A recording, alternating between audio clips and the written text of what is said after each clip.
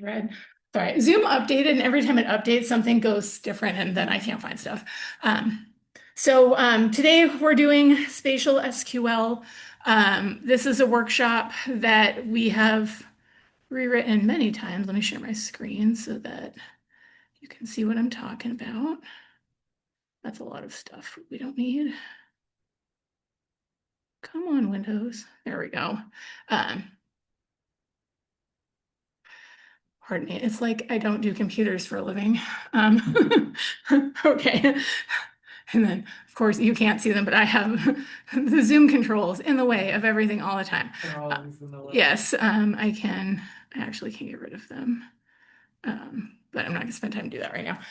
Okay, so today's workshop, just some framing on this. Um, the workshop has lots of text in it. I'm not gonna read this all to you, because you can read it on your own. But basically today, the prereqs, I'm gonna assume that you all don't know anything about SQL. We haven't done the basic regular SQL workshop in a long time. So I'm just going to assume you're new to SQL and go from there. So we're going to do a little brief intro to SQL, regular querying, and then we'll do some spatial querying today. So that's the plan. My whole objective with any of my workshops is just that you get a good enough intro that you learn enough language and terminology and concepts that then you can go out and learn on your own. So you're not going to know everything today. Anyone who's done database stuff knows you're always learning. But today the plan is to get you enough knowledge and language that you're able to Google effectively and find more workshops and more information and be able to like read the documentation and have it make sense because you'll be like, oh yeah, I've seen that before. So really only prereqs are that you're here. We're going to work in QGIS today. So if you want to follow along, download and install QGIS. But if you just want to watch and absorb that way, totally fine. There is no test today. If you walk out of here and be like, I learned nothing, I'm sorry, but like, it doesn't matter because, we're not doing a test. But feel free to come to office hours as well. I love databases, so Jenny knows she came this week to office hours and asked me about databases. So like seriously, like I will be happy if you come ask me more questions about this. Okay, so let's do some concepts so you know when I use certain words what I'm talking about, and then we'll jump into the hands-on stuff. So what we're working with when we work with tools that use SQL, we're working with something called a relational database. So basically, it's really simple. It is just a collection of tables. That's all a database is tables. So if you've worked in Excel before and you've had multiple tables, you've done a database. It was probably not that great of one because Excel's not good at databases, but if you've had related tables, it's a database. You've done this before. We're just going to add knowledge on top of this. What makes a relational database work is something called a key, and that's a column that has the same information in it across all your tables. So like a really common key that we use on campus is your student ID number or your employee ID number. We don't even need to know your name. As long as we have your ID number, we can connect that to all kinds of different databases all over campus or different tables all over campus. So that's a key, is that information that sort of identifies something and can be used in different tables. Hi, welcome. You're here for SQL. Join us. So that's all a relational database is. Database stuff sounds big and fancy and scary because that's what people want. They're like, I'm fancy. I'm going to make you think that I do something so hard to understand. It is not. It's literally just tables. Once I realized that, I was like, oh, why am I scared of this? Like, this is not scary. I've done this before. So when we're talking about spatial databases, the only thing that's different from a regular relational database to make it spatial is that it typically has another special column. And so it will have a key, but it will also have a column for the geometry. And the geometry is just, you can think of it like, if it's points, you can think of it like the lat long coordinates. If it's lines, it's got more coordinates. If it's polygons, same deal. But essentially, that's what the geometry column holds, is that information that makes the things go on the map, whether it's points, lines, or polygons. So that's the only difference. Again, not super fancy. And we'll look at the geometry column today, so you'll see it and be like, oh yeah, not a big deal. Um, so I'm totally trying to convince you here that this is not scary and it's super simple in the best way possible. It's super powerful, but it's not complicated. Um, so we'll take a quick look. This is an example of what we call an entity relationship diagram. It just is a really common way to explain the tables in a database. Um, each of these boxes, you don't get a cursor, sort of. Okay, it's like jumping around. So each of these like squares here represents one table in our database. And the top line tells us what the name of the table is. So for example, I have a table called city, one called census 2020, and one called climate 2010, 2020. So three tables. You can imagine what these might look like. The information underneath here, sort of in the left hand or the right hand side of the box is the column names. So in the city table, I've got a FIPS code column, I've got the city name column, county, state, and then geometry. And so now we know what geometry is. It just tells us the where it is in the world. If this is point geometry, it's points. If it's polygons, it's polygon coordinates. And we also have information about which one's the key. So I can, because I have this key code, the FIPS code, that's a standard identifier that somebody came up with for all of the geographic entities in the US. We can relate our city information to the other tables. So I can use that FIPS code and I can say, okay, give me some census information. How do I relate the city of Davis to median income or household size, for example? I can also get climate information from the climate table with that same piece of information. I can use that ID number and go look it up in the climate table. It goes the other way too. Like maybe I'm curious about climate information and I want to find out like what was the hottest city in this decade for this climate data. I can make a query and I can say, okay, what's the highest temperature in this table? And then because I have the FIPS code, now I can go look up what was the name of that city. So it's a simple example, but you can kind of see why this is powerful and why we want to structure our data this way. So until you get into databases, the diagram thing might not make a ton of sense, but like you'll see this over and over again when you get into databases. So just know that this exists. Come back to this workshop later when you're like, wait, what do those boxes mean? Um, okay, so I've got a little note in here about spatial SQL just basically is an add-on kind of concept to regular SQL where we have functions that are going to work on the geometry column. That's it. Nothing fancy again. And there's examples of queries. We're going to see a ton of those later, so I'm not going to spend time on it now. So now that I've convinced you probably simultaneously that this is super simple and complicated at the same time, why do you want to learn this? And really, I think the most powerful part of this comes down to that querying your data with SQL, with structured query language, is a really good way to work with larger data sets. So it parses through data very fast because that's what it's good at. It's what it's designed for. So really the speed is one of the most important things that you get when you start working with a database. So it's super fast. You can store a lot of data. So if you work with shapefiles, for example, you have a row limit. You don't have a row limit when we're working with a spatial database. You can put as much in there as you want. Also, your database, it stores multiple tables, but it stores it as one file. So you don't have all of this data to manage that's like all over your computer. It's in one spot. It's in one file. All the tables live inside there. So it's really neat and clean in terms of file storage. Because I don't know if anyone's like me, like I've been working on a series of maps recently, not putting stuff into a database, and now I have hundreds of files at this point, just trying to make this map work. So probably should have used a database. The other nice thing is that you can avoid having a whole bunch of intermediate data products because you can write a query, see how the query works, and then build on it and make a larger spatial analysis process with one query run it when it's what you want. Then you can either save the table or do something else with it. So you can kind of avoid making a big data mess with a bunch of stuff that you got to keep track of. So that's really the power that I see in using spatial SQL.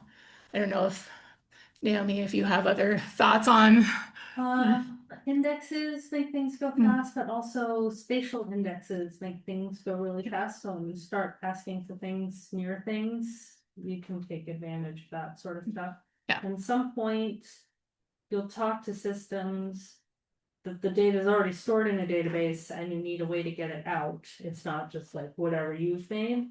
And if you deal with big data, it's too big for CSV to just like read into a data frame or whatever. So that's just finer points on what you touched on. Yeah. Yeah, me. So I get that a database is set of related tables. I feel like that's like a core GIS concept. Yeah.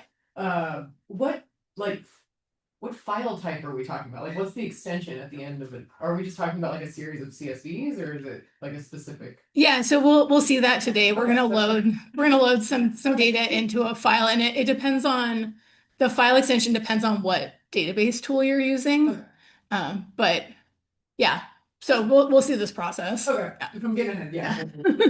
No, but it's a great question. So the idea is like you'll start with all of your like CSVs or shape files or whatever, and then you'll load them into the database, and then you won't need those files. Okay. I would not say delete them, put them in an archive folder in case you need them later.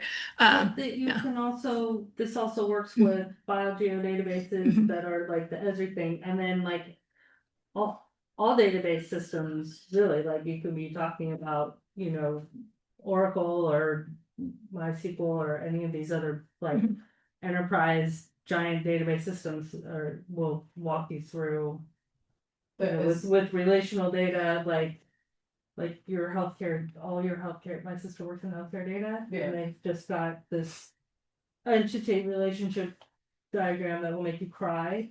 But that's how they, and you just do a query. You go, when was Lauren last at the doctor? And it'll pull from all the tables, and it's the same query language on top of the stuff.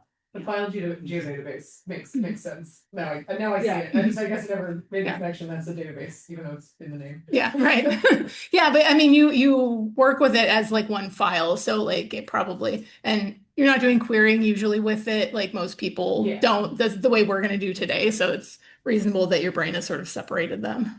Well, Yeah. So on the same topic, this is a SQL database, but there are many different SQL databases. So is the architecture of the different SQL databases different, or do they all share this same relationship entity diagram setup?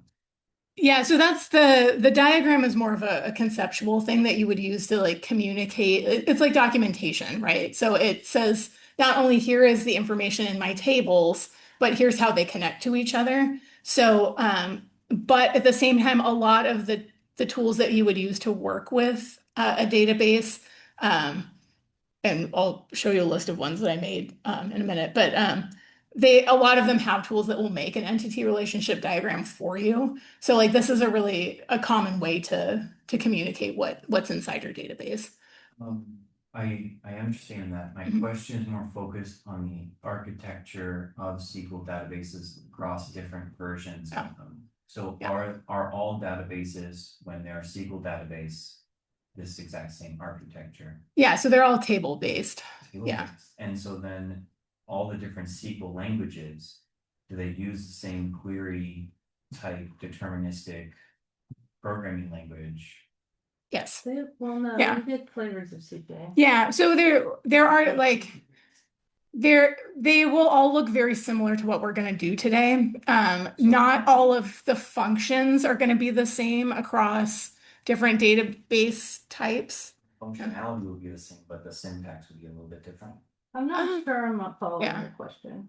I'm just trying to understand the difference here between like all these different query ideas, because I know there are different database structures. Yeah. And there's different ways of querying into those databases. Yeah.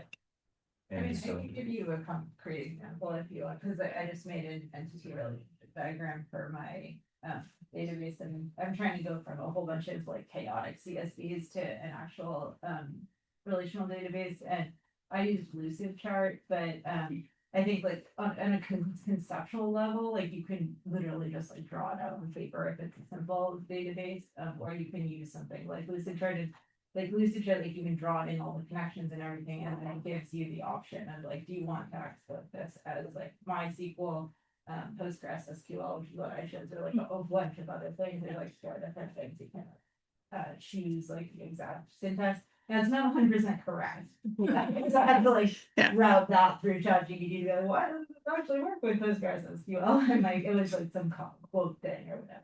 But So the architectures it's like- are different. They are different, Yeah. like under the hood, Yeah. spatialite is different than Postgres, is different than Oracle, is different than MySQL, like So they're we, not exactly the same. so the databases that we might build do require us to know exactly what tool we're building it for. So I can't use my Zotero SQL database in the same way that I'm gonna use a spatial SQL database. That's what I mean, you could.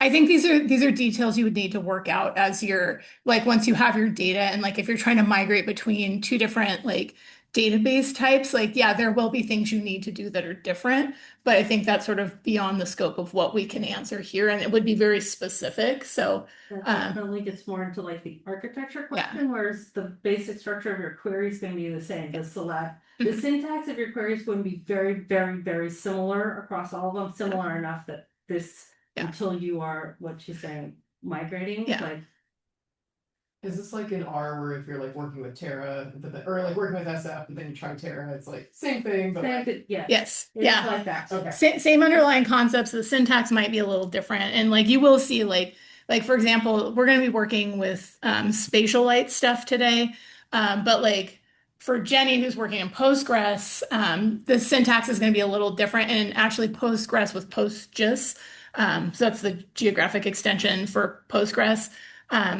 It has more power because it has more tools you can do. So spatialite is kind of it's light, it's pared down, it's only got the basics, where like PostGIS has like tons more stuff you can do that is not in spatialite at all. So like it really just depends on what tool you're using. And so for research, I recommend like if you're really going to do a heavy duty database, go with PostGIS if it's spatial, because you're going to have more tools available to you. If you just need something small and lightweight, you just need the basics. Spatialite's great for that. So it kind of pick your flavor depending on what you need, and you can switch between them. But if you kind of plan ahead, you won't need to do that. So, yeah, so these are all great questions, and I think you'll get a better handle on some of the stuff that we can do with this as we dive into the hands-on stuff.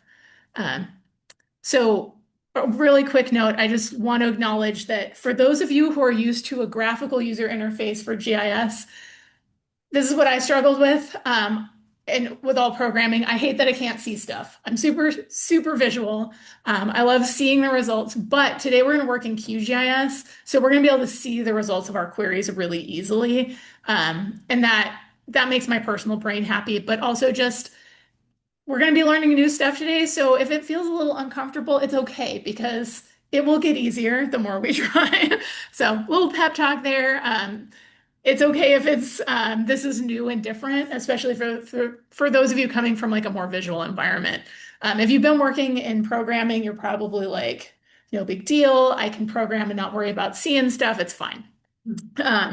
So also, I have a list of things that support spatial SQL. This is not exclusive. This morning I was realizing like DuckDB should be on this list, stuff like that. So don't take this as the list. There's way more than this, but I personally use QGIS and PostGIS when I do databases, but these other tools are options as well. And then we'll just stand for history, file viewer databases support as spatial SQL. And Great. It's all the same ST. They've changed their syntax to align. Oh, how nice. Yeah. Instead of making their own thing. Yeah. Cool. All right. So any other questions before we dive into the data and kind of move towards the hands-on part? Good. You ready to see big eyes? It's okay. It's going to be fine. We don't have to do the, well, I'm going to try to do my best to do it right. You all don't have to do this right today because we're not being tested, so don't stress. Okay, so the data we're going to be working with today, we've got vector data, so points, lines, and polygons. We have three different data sets we're working with. One is watershed boundaries, so that's polygons. If you don't know what a watershed is, don't worry about it. Just think of it as like regions. And then we have the centroids of the watershed. So those are points that are at the geographic center of the watershed boundaries. And then we have rivers, which are lines. So that's the blue ones on this map. Oh, I actually did a key on this one. So visually, that's what our data looks like. And this is for the San Francisco Bay watershed. So this is like all of the area that drains into the San Francisco Bay when it rains. So that's what we're working with today. I'd like to tell you about the data before we get started so you kind of have some intuition about what we're doing. Great. Okay, so now we are going to jump into the hands-on portion of this. And so in the interest of not making everyone annoyed, switching back and forth between all the screens, I'm going to switch over and work off my paper copy of the workshop. This material, like I said, is linked from the MapTime website. So if you want to follow along with me, I'm going to be working off of that. It also will be helpful if you want to just copy and paste queries as we go so that, because switching back and forth and typing is annoying. But just know I'm going to be working off of the materials as they are on the website. I just have a printed copy so I don't have to keep switching back and forth. Okay, so we are going to dive into this, getting rid of all this other junk. So I'm going to start QGIS, and I'm just going to do it the way that I normally start mine up, which is I'm on Windows. I have mine pinned, but you might need to search or however it is you open your programs. I specifically am checking to make sure I've got the right version because I have two versions of QGIS because that's how I roll. I was testing version 4, and yeah, definitely the version I have is not ready for prime time yet. Mostly because the plugins haven't migrated. That's like the big thing. The tool itself works fine. Okay, so we are starting up QGIS. Yours will probably start faster because you're not running Zoom at the same time. So also my hard drive is full, so there's that. So this will give you all a minute to find your QGIS and start it up. I'm running 3.44 right now. If you're in that realm, it should be fine. I think if you have version 3.3 or older, we discovered, Holden help me proof this version of the workshop. We discovered that there was some tools missing. So we do need to be on version 3.4 something for this to work. Okay, 3.32 unit. Probably not. Yeah, I think there was the data import didn't work in that version with the tool we're going to use. I don't know if you look at the about on QGIS, it tells you what your spatialite version is too. Oh, yeah? That's cool. We just have to like download it to a new version, or is it like incomplete? I just found this randomly. Go to the help and then check QGIS version. And And then then maybe it'll give me an update up and without like. I know I think you still have to download it. But it'll get you to the download. Okay. Yeah. The longer answer is if you're on Windows, there's the OSGeo4W installer. I don't recommend that for most people. That's why I have two versions because it lets me do stuff like that. So if you need multiple versions, come talk to me and we can talk about why that might be the way to go. But for most people, I recommend just download and install the new version. Hey, mine finally started up. I definitely do not recommend running Zoom and QGIS at the same time. I do it a lot because it's my job to do maps and I work with people on the med campus, so we do Zoom a lot. But yeah. Does anyone have any opinions about the version you have, 3.44 versus 4.0? Don't go with 4.0 right now because the plugins haven't been ported yet. So if there's any plugins that you use regularly, most of them are not yet available. I am personally guilty of this, not that many people use my plugin, but there is some programming that needs to happen to make it port, and it's not as easy as I had hoped. So I think most people are probably in the same boat as me. It's going to take a while before. I've learned how to like for QGIS to do the long-term release. Because the first time I did it was the like latest. That it Yeah, had. yeah, I know, that was tempting, because it's like, wait a second. I often I will often get the newer version, and I was like, yeah, 4, let's go. And then it was like, oh, but I don't have any plugins. And the reason that happened, normally the plugins are fine between the versions. They changed the version of Qt, which is the library that makes the like graphical interface stuff. So like makes all like the windows and pop-ups and things like that. And so we need to make sure that the plugins can function with a new version. There's just some things that need to get switched, but again, it takes a little while. Okay, so QGIS is now started. Yours, if you're new, you probably have blank things in the middle. I've been working on stuff, so I have projects.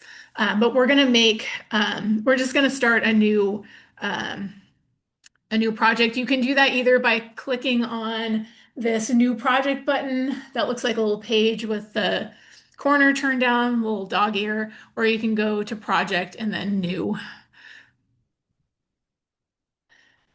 So that will start a new QGIS project. I have processing toolbox and layer styling panel open on the right side. If you're new or you've been not working the same way I work, yours are not open, that's okay. If we need them, I'll show you how to get them. It's telling me I can update stuff, but I don't need to do that right now. Quick tour of QGIS for folks who haven't used this before.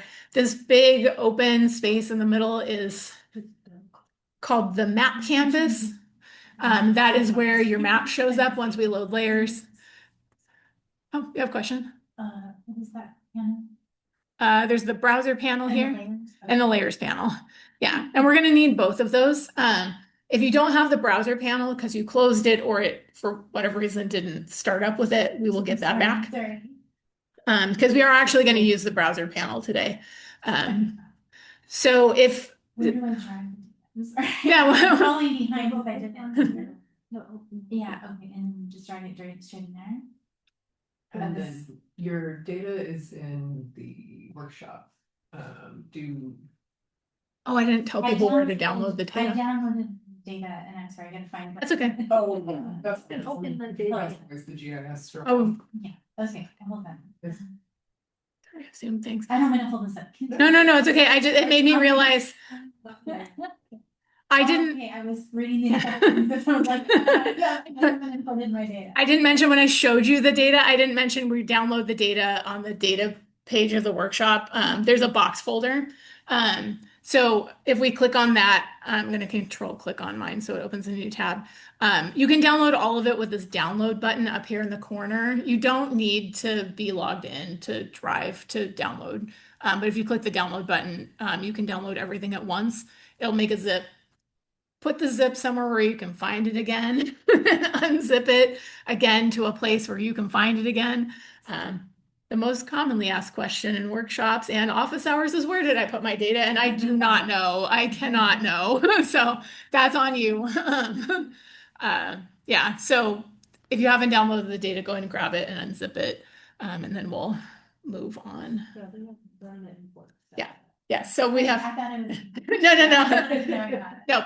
So all we've done is right now we're downloading the data. We've opened QGIS and we have a blank file. No, this is good to check and make sure we're on the same page. How are we doing that? Who's got QGIS open to a blank thing? Okay. Who has the data downloaded and unzipped and can find it? Okay, you're fine. If you can't find it, you're not getting an A yet. All right, so looks like maybe we need another minute to. I might just watch because I have to go in a moment. Okay, yeah, all right. Seminar, but I'll come back. Okay, fair enough. Okay, so all right, so one thing really quickly, we will need the browser panel today, which is this panel here. It could be somewhere else, like it can sometimes get docked in different places. As long as you have it, That's great. If not, we can add it if we go to the view menu. So this third menu item at the top, so it's called view. And then we're going to go down on the view menu to the panels section. And then we want to check the box next to browser. And that's going to load our browser panel. Mine's already there, so I'm not going to uncheck it because it'll make it go away. But that's how we find the browser panel if we don't have it already. So view menu, panels option, and then click on, make sure we check the browser box. And that gives us this guy here. And that is, it's a good way to load, you can load data from there, but it's also, that's where we're going to work with our spatial SQL stuff. Okie dokie. So we've done concepts, we've done the basic tour of things, we got our data, we open QGIS, let's make a database. Yay. Okay, so the first thing we need to do is we're going to make an empty database file that we're going to stuff things in. The way we're going to do that is in our browser panel. We're going to look for this little menu here that's called spatialite, has a little feather icon. Mine is right above the Postgres one, which looks like an elephant if that helps you find things. I'm going to right click on spatialite and I am going to choose create database. So again, right click on the spatialite icon in your browser panel and then click create database. I already have one. Ooh, fancy. Apparently I do too. Probably from working on this workshop. So this basically it's the save dialog. It wants to know what do we want to call our file and where do we want to save it. You've done this before. This one is nothing exciting. So navigate to where you want to put your data set or your database. I'm going to put mine in my workshop folder for this. I'm going to have to call mine something slightly different because I already, well, let's see if it'll let me overwrite this.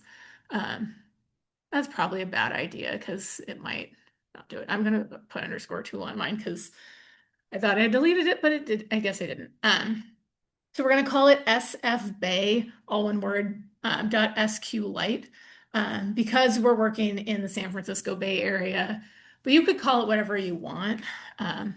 Just as long as you know what it is and where you put it, that's what matters. Here it is. I already have one. Where is it? Hover over it. Yeah. All right, so I'm going to click save. And then if you click on the little triangle next to spatialite, the word, it'll make a drop down and it'll show you your databases. Now, unfortunately, I have two because I apparently didn't delete the one I made when I was working on the workshop. So I'm gonna work off my _2 one today, but you'll probably just have the sfbay.sqlite. Nothing like complicating things in a workshop. It's life. Okay, so we made a database. It's not a very good one. There's nothing in it, but we made one today, so we get a gold star. Okay, so we've got that. Does everybody have their database and can see it in the browser panel? If not, it's okay to say that you need some help. Okay, so, and then there's a note in the workshop materials about how to connect to an existing database. So I'm not going to go over that right now, but if somebody like gave you one or like you had this saved and then you got a new computer and you moved your data over, you might have to connect. You can totally connect to an existing database. You don't need to make a new one every time. Okay, so we've made our database. Now we need to take a look at, sorry, making sure I know what we're doing. Where do we load the data? Let me get sticky notes for people who help out. Yeah. Load data section 4. My pages are out of order or didn't print. That's all good. Okay, then let me just see if I have it. For those of you not in my head, I have a printer in my new office and it decided to not be a printer. It's just a really big paperweight. So, I printed this morning at home, but it looks like it didn't print chapter 4. That's All right. Well, at least I realized that we haven't loaded our data. Okay. Is it standard for these GIS projects to have the entire project stored within one directory? So like here we have our spatial, what was the directory? Whatever we download from Box, all of the different raster objects, and now we put a SQLite database in that same directory. Is that a standard approach? It is one approach. I get what you're saying. Like, if you're not, sorry, I'm just checking this. I did for chapter 4 is probably sitting at home printed later, is my guess. It depends. Part of this depends on how your brain works. And then also, like for me, I will put, if I'm working on a project, all the files related to that project will be in that project folder on my computer, with the exception of the data sets that I use over and over and over again. I have a separate folder where I keep my data sets that are common between a lot of things that are typically not analysis things, are more for cartography. So I have a folder that has like all of my natural earth data that I've downloaded, because if I if I had one for each project, I'd have the entire natural earth catalog like 5 or 6, probably more than that, times on my computer stored separately. So if I use the same like data over and over again, that's in a separate folder. So it depends how you work, but I would generally separate things by project unless there's a lot of overlap in the data. For this ubiquitous data, do you just symlink it into those directories, and does I just that because this is my process, I know that it's there. Like I wouldn't expect to have natural earth data in a project folder unless it was like clipped down specifically for that project. So that's just something I would know. That's my working process. But you could put a link if that's what makes your brain happy. So a lot of this is knowing how you work and what's going to be most efficient for you or most effective. Sometimes efficient isn't the best way to work. Sometimes effective is better. So like, you kind of have to make it up as you go, and like you'll refine the process. that's But better than yeah. And like sometimes yeah. what I do within a project is I'll have one folder for all my spatial data and one folder for all the like project management crap. So that, and then I also keep a separate folder for the incoming files, because everything you do touch it, like that when you mess up, then you can just unzip it again and keep the folder. Like, so I keep my raw data and then Yeah. just like incoming, and then the stuff for my spatial stuff, and then all the like the emails and like project management crap that you have to, that's the report writing. Yeah. Yeah, but I would definitely, like, if you're making a database, I would not put everything that you have for all spatial everything into one database. I would have separate databases for separate projects, unless they had significant overlap. Like most of the time, like one database is for one specific project. It's not the catch-all for everything. It is not your downloads folder. Like not everything goes in it. You're going to be judicious about what goes in there. Otherwise, you're going to make a mess. Which you probably will, like while you're learning, you'll do it anyway, and then you have to fix it. But this is spatial stuff will all be in the one folder for the Yes, project. yeah. It's Generally know it. we're human. It's gonna get messy, like not having chapter 4 printed. So let's load some data. This is probably the one that I really needed printed, so I apologize. This is gonna be awkward going back and forth, but that's okay. There are some things we do need to pay close attention to while we're loading our data, just so that the queries will work. Okay, so what we're going to do is we're going to start, we're going to click on our database that we just made, right click, and we're going to pick the option for import vector data, import vector layer. And what this is going to do is going to let us take our data sets that we downloaded for the workshop, and we're going to move them into our database. So they become database tables. They're not whatever they are right now. I think shape files or something like that. Wait, pause, under your right click on it and import vector layer. I don't think mine. I don't have import vector layer either. No. What version of QGIS do you have? Uh-oh. It is a 3.4. It's 3.40 though. Uh-oh. Yeah, this might be the limit. 3.4.4. Yes, that it will definitely work with 3.4.4. Okay. wait, what version?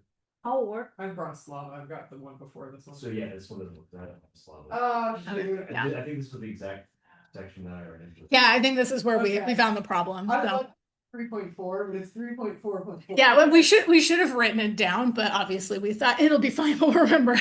Which is, as soon as my brain says it's fine, I'll remember. Write it down because I will forget. But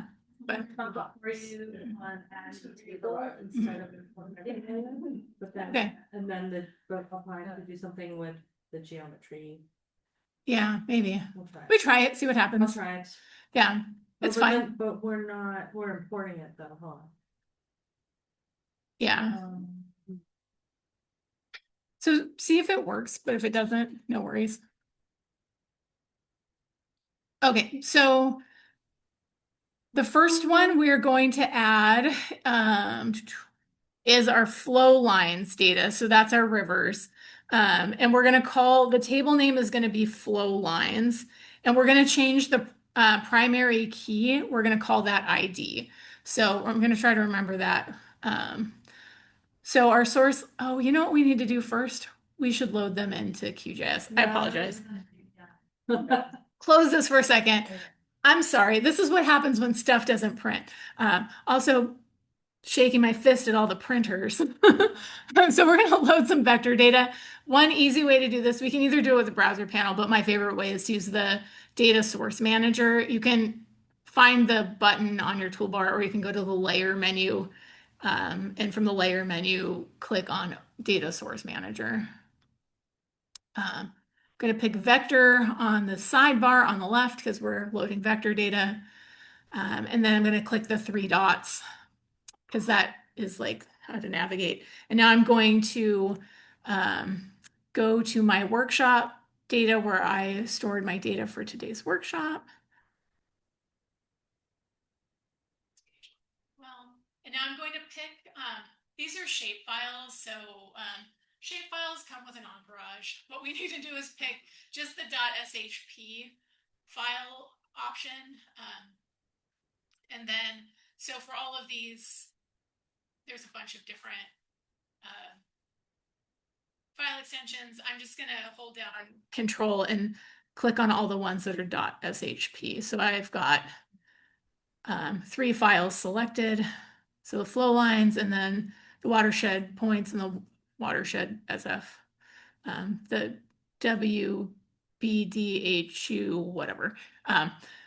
Those are the watersheds. So I'm going to click open once I've selected those. You can do them one at a time too, but efficiency is nice. So I'm just going to click add on this interface and see that it added them. It wants to know about transformation. Usually the first one is a good choice. It gives you a little preview box for where it's has the least error. And since this one includes San Francisco and that's where we're going to be working, I'm going to let that one be the one. And then it sees stuff loading. So I can close that. Well, there's no import. You have to make a new one. Oh. We'll Google it, I guess. The easier answer might be upgrading QGIS, unfortunately. Okay, so does everyone have 3 things in their layers panel down here? All right, mine are in a wacky order. It doesn't really matter because we're going to get rid of them in a second, but I'm just going to reorder them. I'm going to drag and drop so that the points and the lines are on top of the watersheds. To add them, file in the list of import, set their z-axis. Oh, like what layer level? Sorry, Z means something else in this world. So, yeah, it might. I don't know. I just reorder stuff. It's easy enough to drag and drop. So yours will be a different color, probably. QGIS for me, for some reason, is stuck on pinks and oranges right now. It's fine. It doesn't matter. We're going to get rid of this in a second. Okay, so we've loaded our data into QGIS. These are just shape files. They're not in our database yet, but the easiest way to put them in the database is to load them into QGIS and then stick them in the database. So now I'm going to right click on my database that I just made, and I am going to say import vector layer. Now we have drop-down menus here. Perfect. That's what we want. This is what I expected to happen. Let me just check really quick. So we are going to name our table flow lines, all lowercase. This matters because This is a convention in databases that we name our tables with lowercase names. Um, a lot of times, uppercase, lowercase doesn't matter. Sometimes it does, so we're going to be specific here. Yeah, yes. If you are in 3.40, you can go to DB Manager and follow along pretty close. Yeah. Okay. So under database, up at the top, the menus, database, DB Manager. Oh, I see. Okay. Yes, and then you have to actually like click on the database you made for it to connect. You have to like expand it, and then it'll say you're connected. Oh, okay. And then import, and it doesn't look exactly the same, but the things will be the same. Thank you. Yeah, I think we figured it out. Yeah, and the older version of the workshop, not that it's easy to get to, does use the DB manager. That's going away though. Okay. So that's why we started with this version of the workshop. So as you upgrade, you won't have access to the DB manager anymore, but you'll get to do the queries. And so that's really what matters today is like learning how to do the queries more than the rest of it. Okay, so the other thing we need to do here, it's going to default to naming our primary key. So back an hour ago, we talked about keys, right? Like key columns. It's defaulting to PK. The workshop calls the key column, what is it? We're going to look this up because we need to get it right. Otherwise, the queries will be annoying. We're going to call the primary key ID instead. So I'm going to change this right here. Instead of PK, I'm going to say your name, your primary key name is now ID. And then our geometry column is geom. I think that is what we need. This is important because we need to tell it that which one is the geometry column. Otherwise, it will get confused. Because this is something special for the database that we need to specify which is the geometry column. So pay attention to that when you're making your own databases, because otherwise, if you get that wrong, you'll have to go fix it or re-import stuff. I say this from personal experience. 5 seconds. Yes, you will screw it up at some point, and it's okay. You just redo it. But it's easier to get it right the first time. Okay, so geometry column is called geom. And then our output CRS, so we need to set the coordinate reference system or the projection. In this case, it's California Albers, which is 3310. Okay, so our geometry column is set to geom. It guessed right. It usually guesses pretty good. Occasionally, like I've had tables where I have multiple geometry columns for reasons, and so you pick the one you want. And it also guessed that I wanted 3310. I don't know why. Maybe because I did it before. Guessed it for me. Oh, well, I've done it before too. Oh, you know what? It probably read it out of the shape file. Probably. But if I wanted to find it, if it wasn't there for some reason, like if I was loading like a CSV, I might have to tell it. I can search in the filter box for the coordinate reference system. When you use a projection a lot, you will start to memorize EPSG codes. It just happens. I usually only know California Albers and then lat long, but it's good to know. Are these naming conventions that you're sharing with the primary key and geometry column, are they specific to this database? Or so the ID column, we could call it whatever we wanted. We could call it George and it'd be fine. The reason I want you to call it ID is so that the instructions in the workshop work. The geometry column is specific to the data. So I could have a column that's, in this case, it's called geom. So there's a column, and like here's the preview of the columns that we have. I have one that is called geom. So I need to specify that. It could be called geometry. It could be called geo. It could be called, again, George. It doesn't matter, but I need to know what that is because I have to tell it the correct one. Otherwise, it will freak out. It will, yeah, you will most commonly see geom or geometry. Yeah, most of the time. yeah, so I was looking at the attributes, I didn't see a name geom. Yes. Right. It's hiding it from you. Yeah, it's gonna, you're telling it where it's gonna store the blob that is the spatial information. Yeah. So you have to tell it what to call it. Yes. So the primary key, you can call it whatever you want. I'm telling you, if you want your life to be easy in this workshop, call it ID. But the geometry column does need to be specified to be geom specifically in this case, and that does matter. I think that's all we need to do. Let me just check real quick. Yeah. We have encoding, these are options in all versions, so encoding, check the box. I see on yours, it says you don't have the box checked for replacing destination table, which is fine, because we don't have one. Mhm. And then what I have, do not promote to multi-part and create spatial index. I assume we need to create a spatial index, yeah? Uh, I guess we Probably. do, but, I mean, you can if like I think it's a good idea if you have the option. yeah, I would click that, so. Okay. Are you seeing that on yours or on mine? So on yours, maybe I would click create spatial index. Yeah, sounds good. Yeah, so the older version has a little bit more, sounds like controls than this, but that's okay. The other thing I often will do is I will check through the preview for the attributes and make sure that it guessed correctly. Occasionally, you'll have IDs. This is common with, oh shoot, what is it? Like zip codes, can start with zeros. So if it decides your zip codes are integers, it will strip the leading zero out. Also, is it something with the census does this too? The FIPS codes, yeah. States. Yeah. Oh, that's true. Yes, those also have leading zeros sometimes. Like California is 0.6 and Arizona 0.4.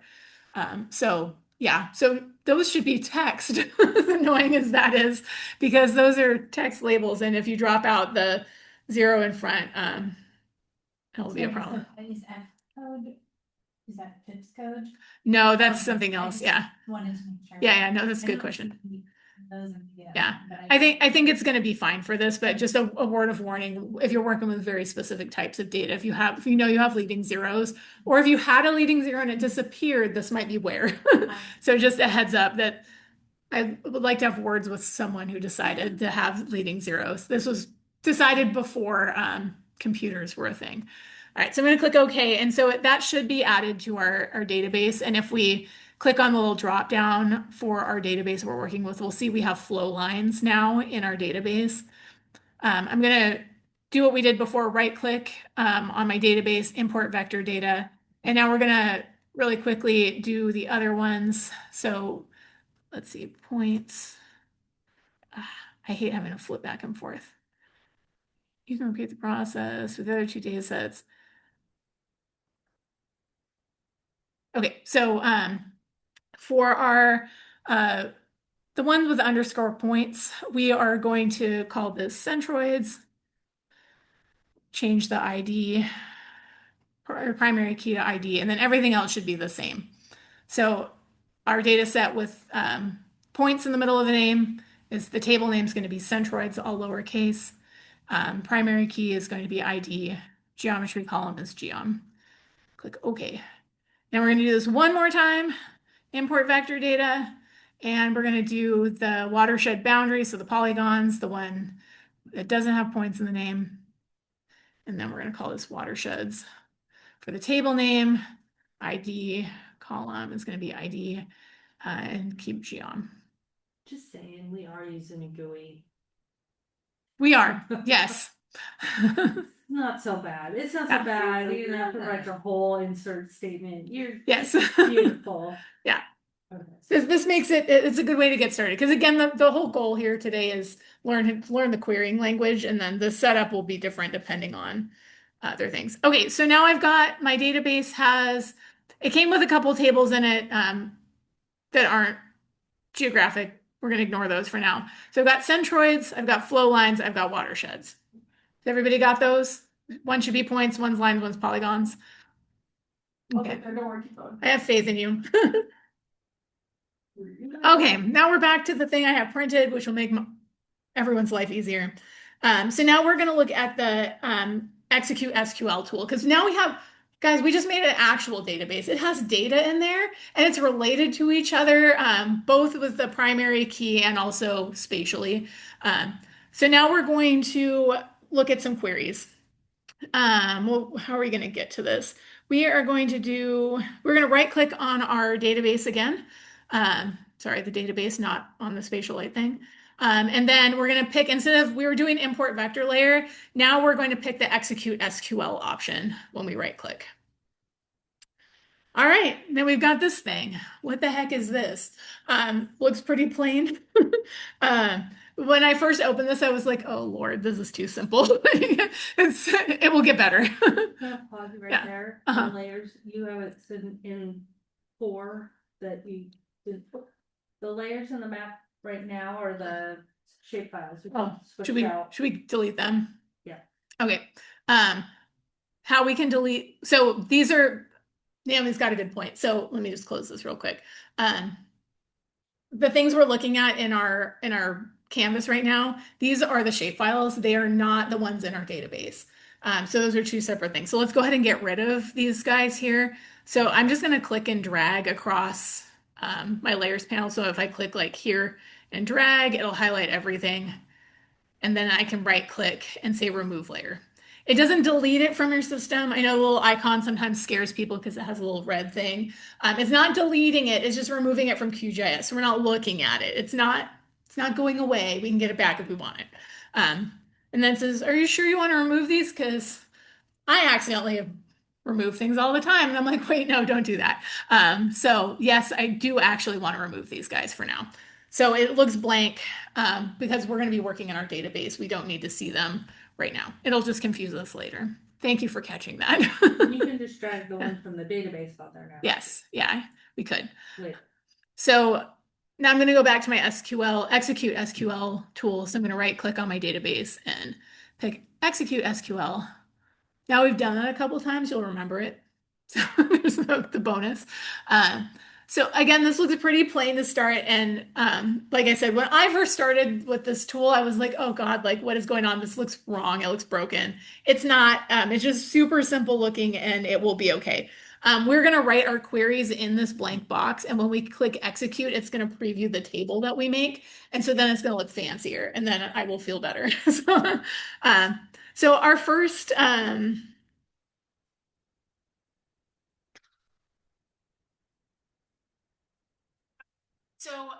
what do I need to know out of this section? Okay, so our queries that we write, they always have a structure. It's like any programming language. And the cool thing about SQL is they're often structured like a sentence. Makes my brain super happy. It's probably one of the reasons I like SQL so much. Oftentimes our queries, you're going to see this over and over. They often start with the command called select. And that just means we're selecting information. We're taking information out of a table. We're not doing anything to it. We're not deleting things. We're not altering things. Select just says, hey, computer, go grab this information for me and show it to me. Not changing anything at this point. There are queries we can do that will change stuff, but I'll warn you about those. And then often it kind of has this structure of like select and then table names and then things we want to do with that. We're going to take a look at some of these examples now. So we're going to start with some non-spatial queries. The first one, I actually do this all the time. Whenever I start doing SQL, I want to start with a success and also make sure things are connected correctly. So I just do a regular select star statement.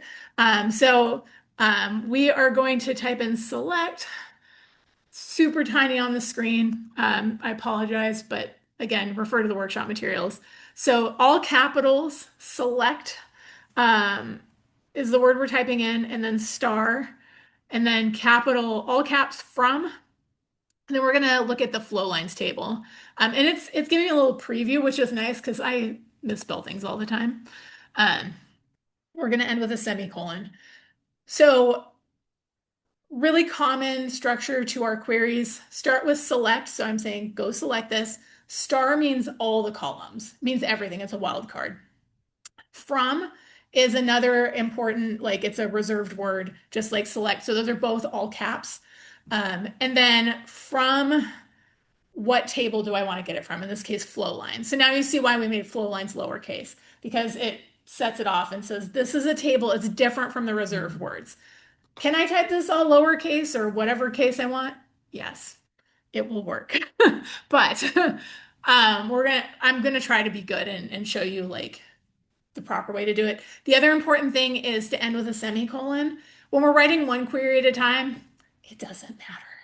What does matter though is when you make a script that has a bunch of queries, like I want to load my data, I want to put it like make this table structure, load the data into it, and then do a whole bunch of processing all in a script. If I don't have that semicolon, it's either going to break or do something bizarre. So the semicolon says this is the end of the line. And so that matters when we write a script. So just get in the habit of doing it. It's good for you. It won't, then when you write scripts with this, it won't break. Okay, so I'm going to select everything from flow lines. When I click execute, if everything works properly, click, there we go. I get a little preview table. So I've selected everything, all of the columns from my flow lines. So this basically is showing me my attribute table. So that's cool. Notice if you scroll all the way to the right, you'll notice there's that geom column. And if you're used to looking at these things, it's informative. If you're not, you're like, okay, great. There's a lot of stuff in there. We'll look at that more in the next section. Okay, so we've selected everything. That's cool. You all just wrote your first query. Give yourself a little hand. It wasn't a very exciting one, I guess, but let's make it more complicated now. So we've got everything, but now maybe we want to limit it. We want to see something different than just everything. So I can add a clause called a where clause. This one, if you're a spatial person, screws people up. We're talking where as in like conversationally where, not where as in location. So this is not spatial. Logic where. Yes, logic where. So I'm just going to add onto my query before the semicolon, capital where. And I'm going to look at my F type column. F type is going to equal, and I want 460 because that you can see in the preview, there are different numbers. No, it does not need to be. And no quotations, anything like that? No, because Awesome. we're selecting numbers. When we want text, we will have to put quotes around it, or it will get confused. Why am I using R? Way easier. Okay, yes. Okay. So also you can connect your database to R and you can write SQL queries in R to do your subsetting, Yeah. which honestly, like when I don't do that, it makes me crazy because subsetting in R is ridiculously complicated compared to SQL subsetting. Yeah. So like, trade-offs, but you can connect the two. So you don't have to be like, oh, I'm only going to do SQL or I'm only going to do R or Python. They can all mingle together and it's fine. You just need the right package to connect stuff, but you can do it. If I could go back to my master, I would only This is good. We've done 2 queries and you're already converted. Not for everything, but yeah, it is Yeah. life changing. Yes. Truly, yeah. All right. So we can also do functions with SQL. So we basically right now first query was just show me everything. Second query was show me everything, but only if it has the F type with the number 460, which I think is rivers. So now that's great. It tells us how many rows it fetched. It fetched 400. Okay, great. But what if we wanted to like actually have that printed out? So instead of having all the columns return this time, I'm going to delete the star. And I'm going to use a function, which is count. So I'm going to have it count. And if you're familiar with other programming languages, a lot of times like you have a function and then it has parentheses and you put parameters inside the parentheses. So I have count with open and close parentheses. And then inside the parentheses, I want to tell it what it's going to count. In this case, I'm going to have it count the IDs. I can have it count really anything, but ID makes sense because they're unique. So I'm going to have a select statement that says, hey, SQL, go select this information, but do the count on it and then return it. So I'm going to execute that. Whoa, we just got one answer back. So it's telling me that we got, in this case, like my assumption that how many rows it fetched was right. It wasn't. That was how many it was showing at the time. So we've got like almost 15,000 records that have this particular F type. So that's the answer to that question of how many 460s do I have? It's not thing for me, and it wasn't when I even had the stars. The last two queries didn't work. Hmm. So Is it giving an error? yeah, query is, but it's not working. And also I'm in dark mode, and when I went to light mode, there's like visibility issues. So I don't know Oh, no. if I want to, maybe just restart or something. I don't want to hold side. Yeah, so wait, But it is weird that it's not pulling anything. yeah, that's a good question. Can you put, you want me to? If you want. So the other option is for now, like to just follow along and then we I can can just do that. troubleshoot at another point. Where, let's start where that's, we got it. All right. I'm gonna give you a minute to see if it is Yeah, quickly. that worked before. We got that. Yes. And then added the additional. We start, yeah, there we go. So does this system work with Parquet files? I don't know the answer to that. Okay, try. Does it have the arrow package? Okay. No, so this doesn't have like packages the way that Python does. It would just have to be able to import. You said Well, that it uses the. it's not like The they- brain wants this is like. Oh, QGIS probably can. Okay. So it depends with QGIS in general. What matters is can GDAL handle it? And if GDAL can handle it, QGIS can handle it. That's the GDAL is the package that handles data conversion and loading. So I haven't worked with Parquet files, so I can't answer a lot of questions about it right now, but I think in general QGIS should be able to load, especially the GeoParquet file format.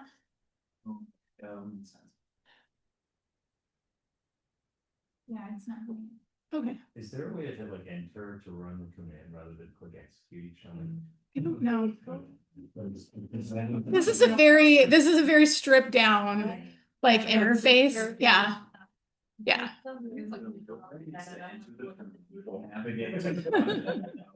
Start doing DuckDB command. So yeah, there are other tools. So if you don't like this interface, by all means use something else. Yeah. Yeah. But this is really nice that it has the visual. Yes, that's why we're using it, is because it's the point of today is learn the SQL language or like get a feel for it more than like have the best interface ever. Like I said, I use PostGIS when I do database stuff, and I use PG admin for the interface, but you could hook that up to other things too. So yeah. What's popular in my lab is this command line tool that Yeah. do SQL. Yeah. DuckDB is popular in the geo community as well. Yeah, that's interesting because you're at the wall. Was it an import issue? I think it might be, try Okay. the code. Is 460. Yeah. Mine loaded That code and F type are switched on her database. That's weird. That's How'd that happen? I don't know. Okay. I didn't Well, change anything. So. All right. Well, so it sounds like we have sort of an answer. I think maybe in the interest of time, since we've only got like maybe a half hour left, like maybe watch and follow along and we can troubleshoot some more later. And right now I'll just Mm. assume that my columns are Okay. switched. Will that make a difference? I'll help you. Sounds So good. So the count should work now. Yeah, right. Yeah. All right. So then one last couple of things with non-spatial queries. So this is great. We got one answer, but what if we want more things? Like maybe we want to summarize the whole table. So I'm going to add to my query that I've already got going. So before my count of my IDs, I'm just going to add in, I want it to tell me what the F type is. And I'm going to use a comma to separate those. So now I've got, I'm going to have a table that has two columns as my answer. I'm going to have F type for the first column and then the count of the ID numbers for the second one. It's still coming from my flow lines table. And then in this case, I want to change the end instead of having a where statement because I don't just want one F type. I'm going to use a group by. And I'm going to have it grouped by F type. So this is one of the things I love about SQL, like the basic SQL, is that it's very like intuitively named. So I'm going to select these two columns, getting it from this table, and then I'm going to group by, in this case, F type. And so if I execute this, now we have our list of different F types, so different kinds of rivers, and how many lines there are for each of those different types. Super nice, right? Like doing this in R and Python is it's not obviously it's not terrible, but this is like it's meant for querying tables, so it is nice and elegant. Makes me happy. And this is why sometimes I'm like yelling at R because I'm like, why can't you just do the thing I want? um, I just write it a nice little sentence and it does it. So if you like AI, this might be your programming thing. Let's see. We can also do something called aliasing. So like this table is great, but like if I were to give this to someone, they'd be like, well, what is this? What does this mean? So I can make it nice and pretty. Did you guys close the door? No. Nope. This area is zoned for conversation. So we do need to leave the door open because we have people coming and going. Yeah. This happens every quarter. I get told to be quiet. Sorry, I'm loud. Too bad. Yeah. So, yeah. The fourth. So, just in case anyone cares, the fourth floor is zoned for silent studying. So, this area is for quiet conversation. And there is the reason it's zoned that way is because of data lab. So, Yeah, I mean, you're in charge. yeah. I've been told by the security guards that I'm not quiet enough in my conversations walking around this floor. Oh, explain to them the signs. They said I was too loud because they could hear me. Oh. Huh. Our security guards are interesting. Librarians on tours. Oh, yeah. This is not the first time this has happened.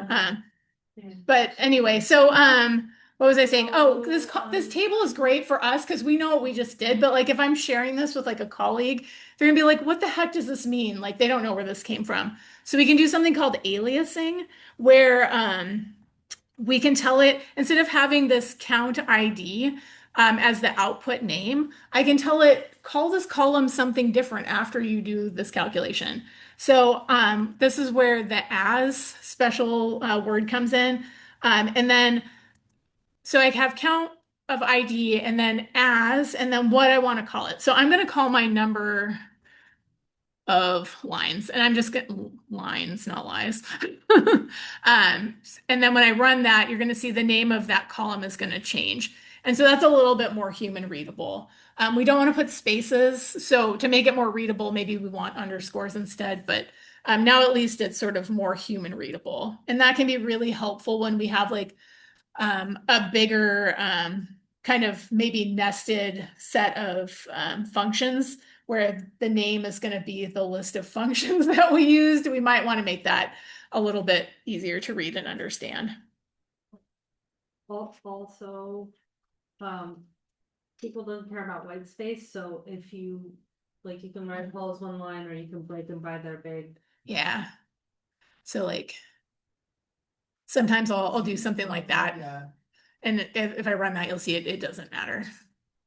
It doesn't want to do anything for you. Okay, so that's a brief like kind of taste of what SQL can do with non-spatial queries.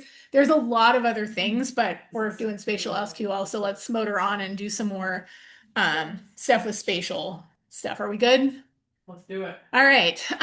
Okay, so let's take a look. I'm going to clear this out and start from scratch with a blank query here. So I'm going to do another select statement. So select.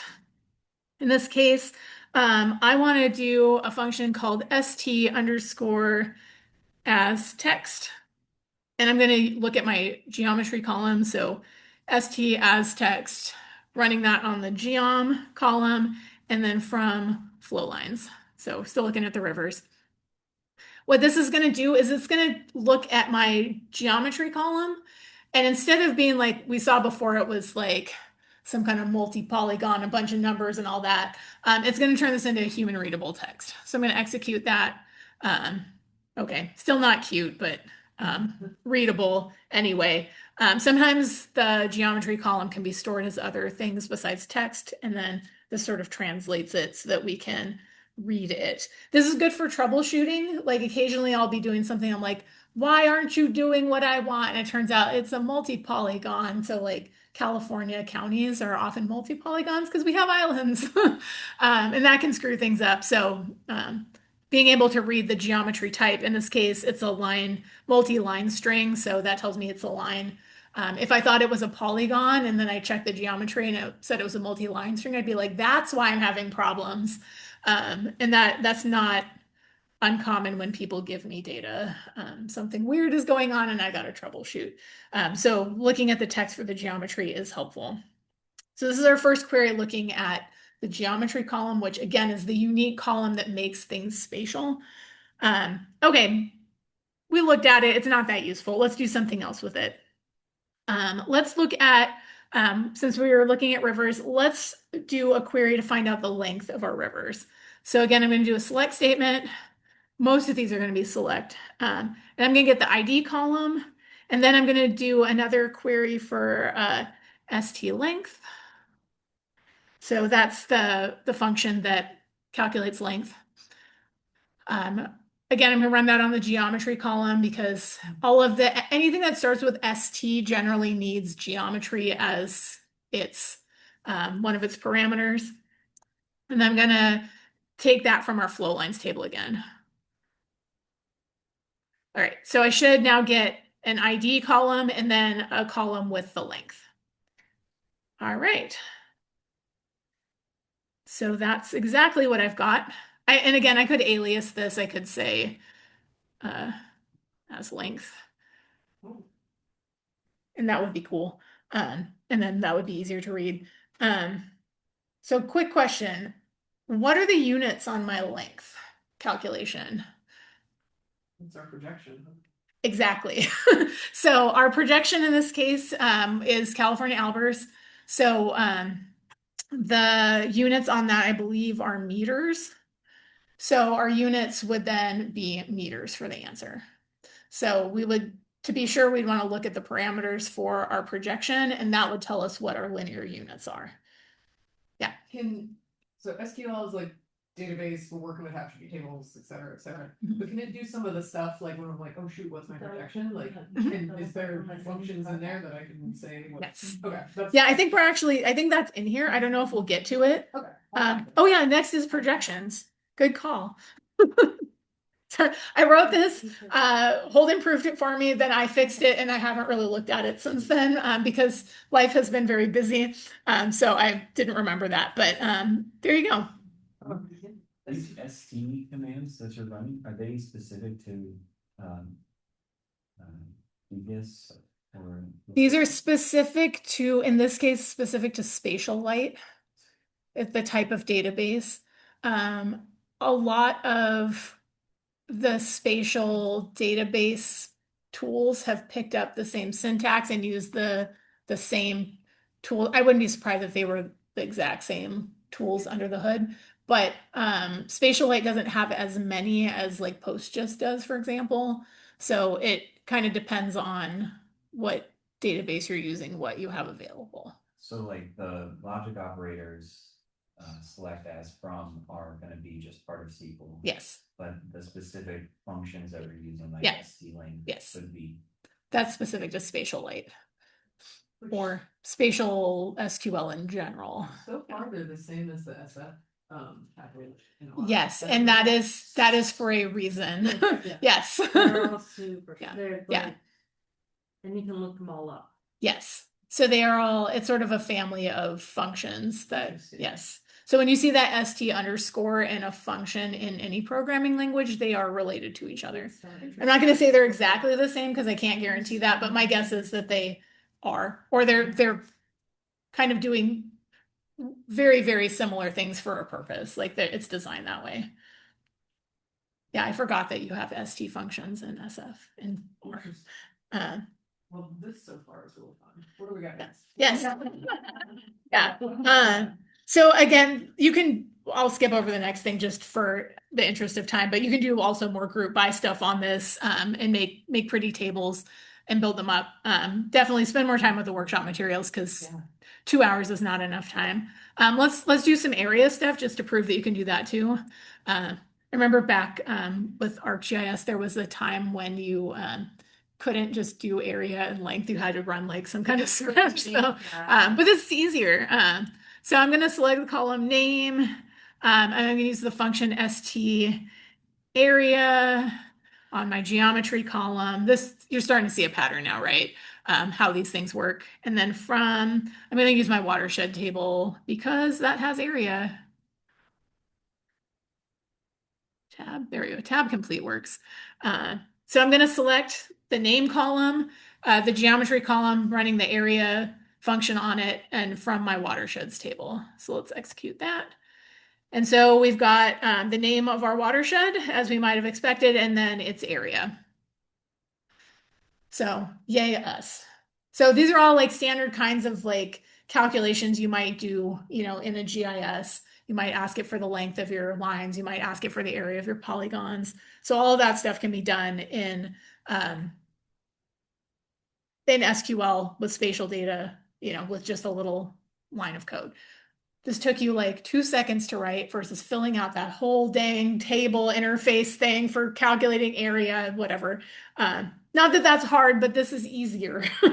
And not that I don't do stuff like that in QGIS with my tables, but if I just want a quick answer, this is awesome.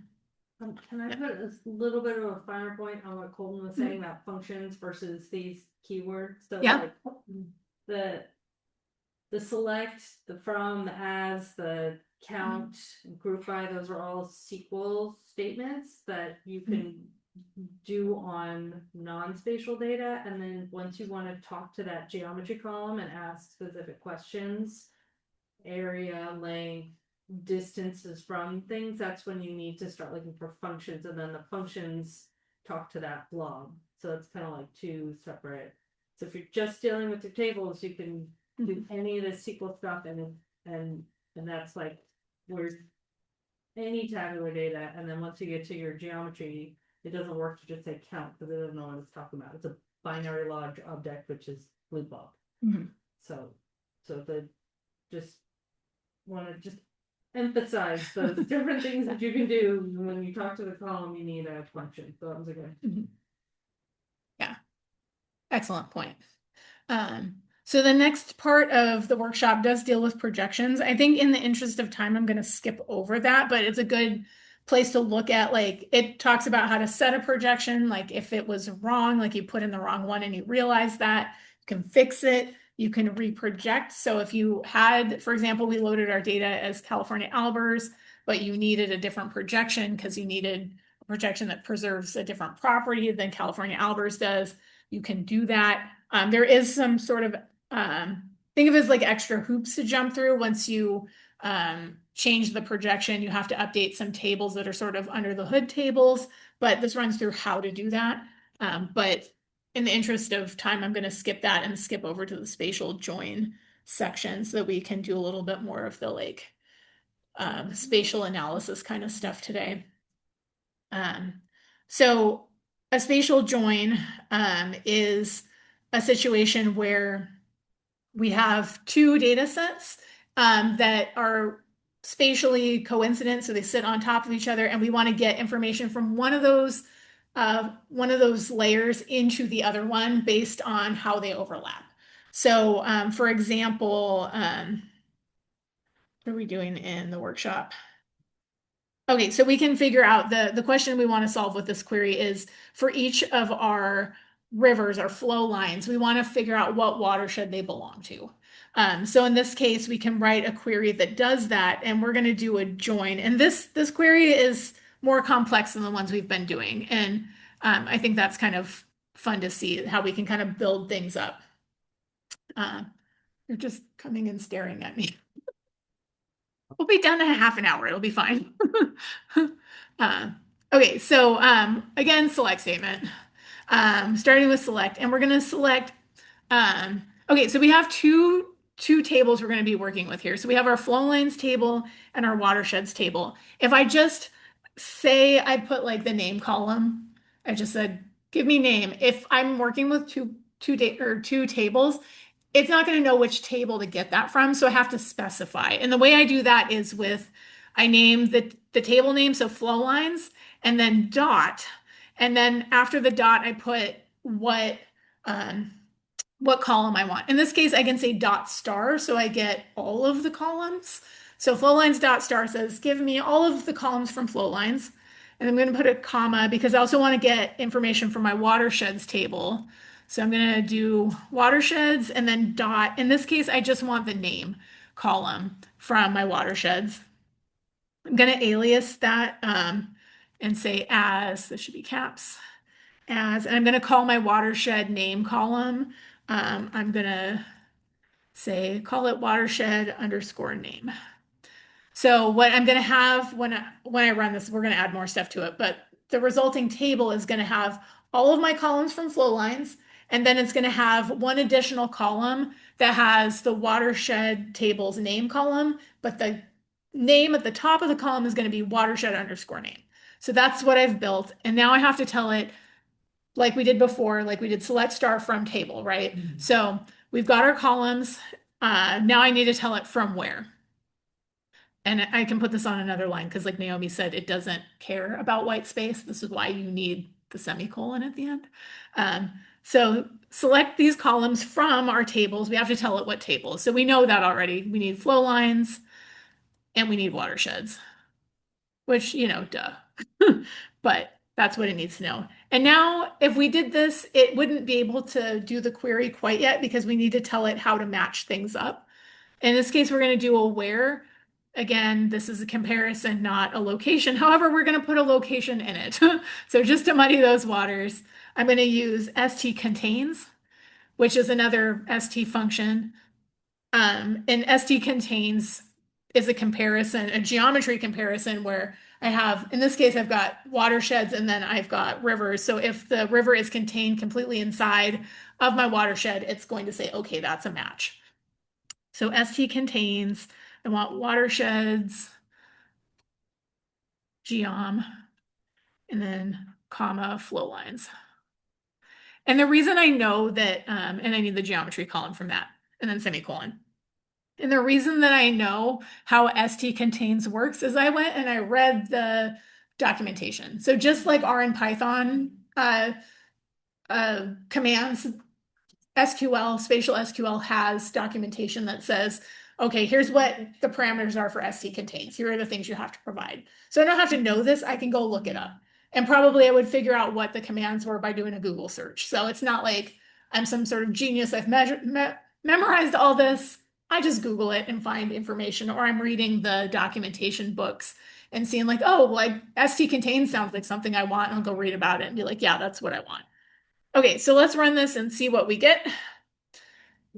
So we got our flow lines table, and then at the very end, we should have watershed name. It attacks the geometry one on the very far end because that's just standard practice. But so the second to last column is our watershed name. So now we know for all of our rivers, we now know we can look up what watershed they belong to because we didn't have that information before. So does that make sense what we did? Where we sort of visually, like if you think about it, we overlapped our watersheds, rivers, and then where my river intersects, I'm taking that name of that watershed if it's on top of it. And so the QGIS tool this is a select by location. Yes. QGIS tools. Yes. Okay. Yeah. Select by location is the tool. And then use contain or you can change however. Okay. Yeah. Oh, contains is not the spatial join, it's the select by location. So select by location gives you a selection. Spatial join would be permanent, make it into the table. Sorry, Yeah. there's multiple ways. Yeah. There's two similar things that are yes, this idea. Okay, so we either joined and then selected, or we did like kind of select. Yeah. Okay, Well, sort of. We selected. We're on. They're related, let's say. A spatial join makes a new file, right? With the attribute tables combined. Yeah. I'm skipping steps in that. yeah. Select by location just makes a selection, but I guess there's more steps after select by location. I think I'm on your wavelength now. My question is, Yeah. Michele got both. Yeah, some very similar related concepts. So we're looking at these don't have necessarily a primary key in common. They have a location in common, which is a different like relation option with spatial data. It doesn't necessarily have to have a column that's a key. It can have location that overlaps, and then we can relate information based on location, which is what we just did here. So, you know, I'm throwing a lot at you. You will not remember all of this. You will come back to the workshop or read more spatial SQL stuff later, and it will sink in when you try your own data. Here's like just run this, but what's the difference between the SD contains and contains? I'm looking up the functions on here, and it shows that there's two varieties for all of these ST functions. I probably knew that at some point, Yeah. but I've since forgotten it. Yeah, try it. You can't break it. You can't overwrite data with this kind of query. There are queries where you can, but generally with select in this group of parameters, you can't, you're just asking for information, you're not writing. Yeah, I don't see a difference in the results, so I wonder if they do something right under the hood. You just have like can you remind me? There's just like a list somewhere of all the functions. Yeah, there should be It's documentation. linked in the bottom of the documentation. That was of 7.3. Perfect. Excellent. I don't remember that it's there. Okay. So we've done a bunch of queries. We've done non-spatial queries like summary tables, and then we've done some examples of things we can do on like using the spatial information. We have not covered everything we can possibly do in both of those realms. There is a million more things you could do. What I want to show you next is how to, once, we've been working in QGIS, we haven't looked at anything aside from like table outputs. Let's look at an example where we can make a query and then we can view it in QGIS to see what the results are. So we've got a query on here which runs off my printed page. So what I'm going to do is I'm just going to grab it from the workshop information. So I'm on section 8. Okay, it doesn't run off that far. I'm just going to copy and paste this in the interest of time so that I don't misspell something. So I'm going to copy that and then I'm just going to paste it right on in. Here we are. It's doing the same thing. We're doing a join it and select with the flow lines and watersheds. Yes. And then this like San Francisco Bay adds an extra element to it. Yeah, so we are, in this case, we are just getting the watershed name that is San Francisco Bay. So there's other watersheds in our data set with other names. So we're limiting this to just the one watershed. Oh, I see. Yeah. And watershed name is like San Francisco. Yes. You use the like so that in case it's like SF or like you use like instead of equals. Yes, because it's text. Thank you. Yeah, so this is something that QGIS has started glossing over, which is nice because if you do a query in QGIS, you can use equals for text now, and it figures it out. It didn't used to be. But in SQL in general, equals, the equal sign is a comparison operator for numbers. Like is the same darn thing, but it's for text. So it might work with equals now. I'm not sure. You could try it. But the other thing to know is that when it's text, so in this case, we're comparing something that's not a column. We just want to give it a text string to find.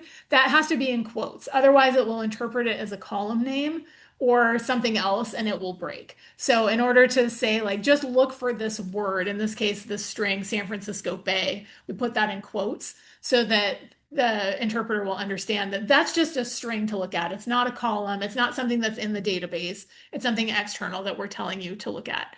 So yeah, like Mabe said, same query we just did, except we're adding this extra bit of criteria here where the watershed name needs to be San Francisco Bay. So if we execute that, we'll see we get really similar results, right? Basically the same thing, except that only the things that have the watershed name for San Francisco Bay. So these are our rivers that exist in San Francisco Bay. Yeah, so then, okay, so we did that, but like, wouldn't it be nice to see it and make sure that it wasn't all of it? I mean, I don't know. I just don't trust it sometimes because I'm like, I want to make sure. So down here at the very bottom of our execute SQL window, there's this little expanding triangle thing. If we click on it, we get more options. Sorry, I've got the workshop in the background instead of QGIS. So we can load this as a new layer. Um, we don't need to worry about the subset filter. We've been doing our own filtering, so we don't need that. And then the layer name, I think we should change it to something that makes sense because if you're like me, you get a whole bunch of layers in your QGIS and then you don't remember what everything is. So let's call it a real name. Um, let's call it, I'm going to call it SF_rivers. So this is just going to be the name that shows up in the layers panel. And then when I load it, it should, mine's going to think about it. Because again, I'm running Zoom plus QGIS and running queries. Oh,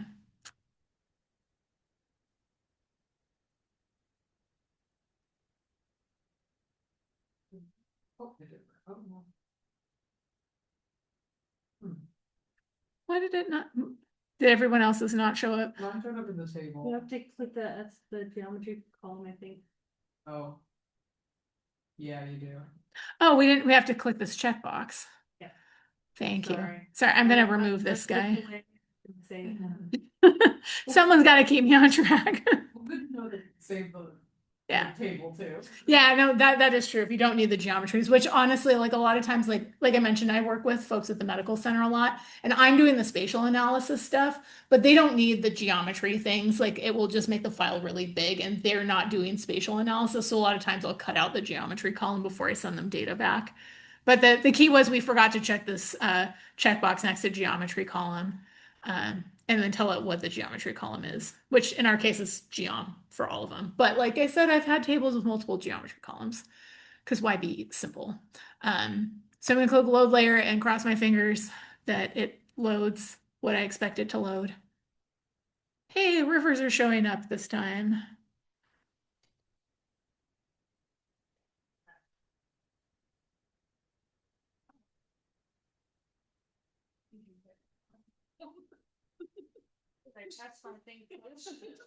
All right. Well then. Okay, so we got rivers, right? And then the cool thing is if I wanted to load layers, like let me compare it with my watersheds that I have in my database, I can come up here to my browser panel and if I double click, I think it should just load my watersheds. Maybe.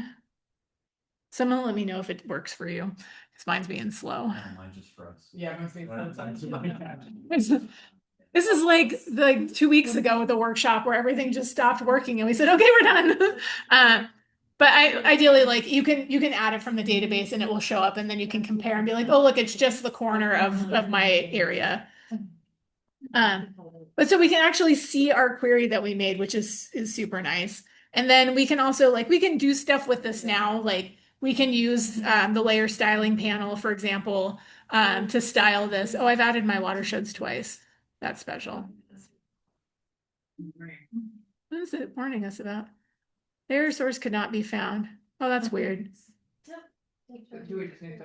It wants to repair the data source. I'm just going to cancel it. Let's get rid of them for now. We can troubleshoot that later. I'm assuming to repair data source just to tell it. It just, yeah, it's like the Esri red exclamation mark. Like it just needs to know where it lives.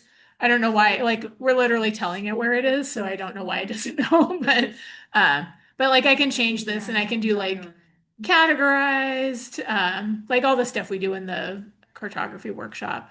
Like maybe I want to symbolize it by F code.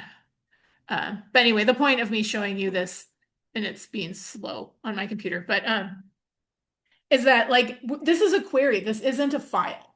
This is a query that we made in our SQL querying tool. We're visualizing it. We can do a bunch of like styling on it, but it's just a query. So we can this is great for troubleshooting. Being able to take a query, visualize it, play with the styling, query the attributes and things like that. In a more traditional GIS, it's a nice way to be able to see what's going on in our data set. Right. Can I also add, like, after now you have it in your legend, you can either still talk to it with SQL, but even though it's just a query or a view or whatever you wanna call it, you can still right click on in the layers and open the attribute table and like look at it that way, which is, Yeah. so if you need your GUI back, you can still have it. Yeah. So it's a nice bridge, like to be able to view things in QGIS that are in a database. And you can also like Jenny had to leave, but like she has a PostGIS database. You can connect PostGIS to QGIS and look at your tables in QGIS as well there. So like you don't need to worry about like, oh, if I pick PostGIS, I can't use it in QGIS. That's not true. You can. You can connect it to R and Python and all that as well. So the last little bit of the workshop is some spatial analysis stuff with some nested functions with buffering and stuff like that. But we're just about at time, so I think we'll end it there. But so today, whirlwind tour. Like, I do not expect you to be able to sit down and write a bunch of SQL today. Like 2 hours is not enough to learn absolutely everything. But like I said at the beginning, the goal is to get you enough language and enough experience that you can start to like, you can rerun through the workshop materials, and then also you can go through other people's tutorials with kind of, we've dipped a toe in the pond at this point. It's enough to get you going, but like there's so much more to learn. Um, Resources you have available is come to office hours. Like I'm happy to talk more about this stuff. I'm not saying like, oh, you're now go learn on your own entirely. Come talk to me. I'm happy to discuss options, troubleshoot stuff, help you get set up. I'm happy to talk database design. Like this week, Jenny and I were talking database design at office hours. So come see me Tuesdays 1 to 3. If you're nice, you can stay longer and work. Uh, we have a secret bathroom in the map room, so that's a nice spot to come and I work. can say this out loud Yeah. because now when you ask us to leave at 2, we know that you don't like us. Yeah. Oh, please leave. Oh, I like all of you. I would ask you to leave if I have other things to do, but I'll let you know. So, but yeah, I will be there for sure from 1 to 3, but oftentimes we hang out longer. So come hang out, come ask questions, or just come work. It's a great time to hang out and get some stuff done. And the map room is super cool. It just Check out the stereoscope. yes, we have three stereoscopes right now, so you can come see air photos in 3D, which is not related to this whatsoever. But What is the stereoscope? I'm going to end the recording while we ask questions. So there's like photos that are slightly offset, and this is Okay, this is being each done. other. You have this instrument that looks one way, looks the other, and then you line it up, and that little offset projects